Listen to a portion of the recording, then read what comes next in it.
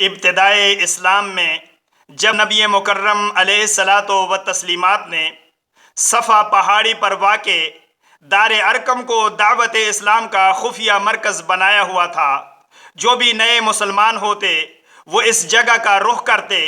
ایک روز مکہ میں مقیم ایک غیر ملکی باشندہ لوگوں کی نظروں سے چھپتے چھپاتے دار ارقم کی طرف جا رہا تھا کہ سامنے سے اچانک ان کے ایک دوست نمودار ہوئے۔ دوست کو دیکھ کر کہنے لگے، صہیب رومی آپ کہاں جا رہے ہیں؟ حضرت صہیب رومی نے فرمایا، پہلے تم بتاؤ عمار بن یاسر کہ آج کدھر کا رخ کیا ہوا ہے؟ عمار بن یاسر نے کہا کہ میں تو آج محمد صلی اللہ علیہ وآلہ وسلم کے پاس جا رہا ہوں، ان کی باتیں سننے اور ان کی دعوت کو سمجھنے کے لیے۔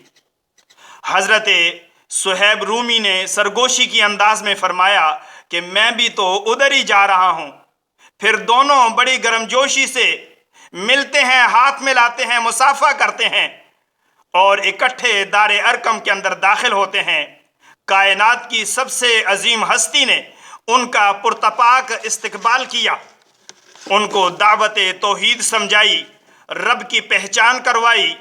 دونوں کلمہ پڑھ کر مسلمان ہو گئے۔ اپنے سینوں کو اسلام کی روشنی سے منور کر کے دونوں اپنے گھروں کو واپس پلٹے۔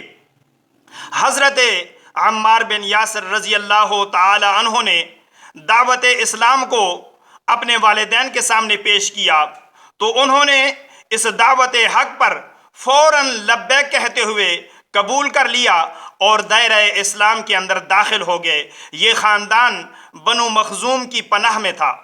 توحید کی خوشبو زیادہ دیر تک چھپی نہیں رہ سکتی۔ کچھ ہی عرصہ میں بنو مخزوم کے لوگوں کو علم ہو گیا کہ آل یاسر نے اسلام قبول کر لیا ہے۔ بنو مخزوم کے سرکردہ لوگ آئے اور کہنے لگے، کیا تم بھی عیسابی ہو گئے ہو؟ انہوں نے اسبات میں سر ہلا دیا۔ بس پھر کیا تھا؟ یہ اعتراف کوئی چھوٹا جرم نہ تھا۔ فوراً سزائیں شروع ہو گئیں۔ مار پیٹ، گالی گلوچ، ستانا، تنگ کرنا یہ تو معمولی بات ہے۔ جتنا ظلم، جتنا ستم وہ ڈھا سکتے تھے انہوں نے ڈھایا۔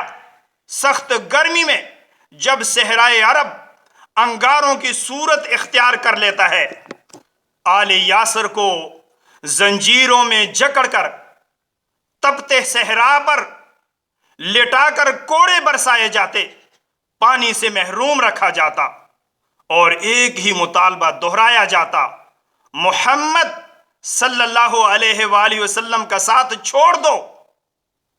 مگر جیسے جیسے ان کا ظلم بڑھتا چلا گیا، آل یاسر کا ایمان پختہ سے پختہ تر ہوتا چلا گیا۔ ایک دن دنیا کی سب سے مشفق ہستی صلی اللہ علیہ وآلہ وسلم کا وہاں سے گزر ہوتا ہے۔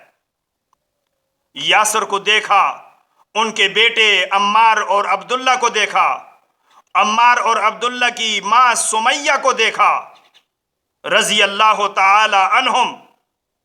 زنجیروں میں جکڑے ہوئے ہیں، ظالموں کی مار کھا کھا کر جسم لہو لہان ہے۔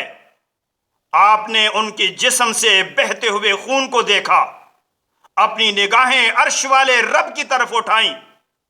زبان سے الفاظ نکلے، اصبر اصبر اللہم اغفر لآل یاسر۔ پھر فرمایا، ابشروا آل یاسر فإن موعدکم الجنہ۔ لاچار، بے یار و مددگار، جسم زخموں سے چور، ناطق کے وحی کی زبان اقدس سے جنت کی بشارت سنی، چہرے کھل اٹھے، لبوں پہ مسکراہٹ آ گئی، ایمان میں اضافہ ہو گیا۔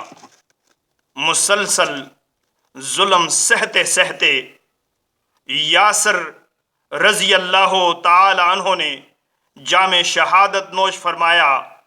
پھر ان کے بعد ان کے بیٹے عبداللہ اللہ کو پیارے ہو گئے، اور پھر سمیہ، وہ تو ویسے بھی ان کی لونڈی تھی، ابو جہل بدبخت نیزہ لے کر آیا اور کہنے لگا محمد صلی اللہ علیہ وآلہ وسلم کا ساتھ چھوڑ دو یا پھر مرنے کے لیے تیار ہو جاؤ۔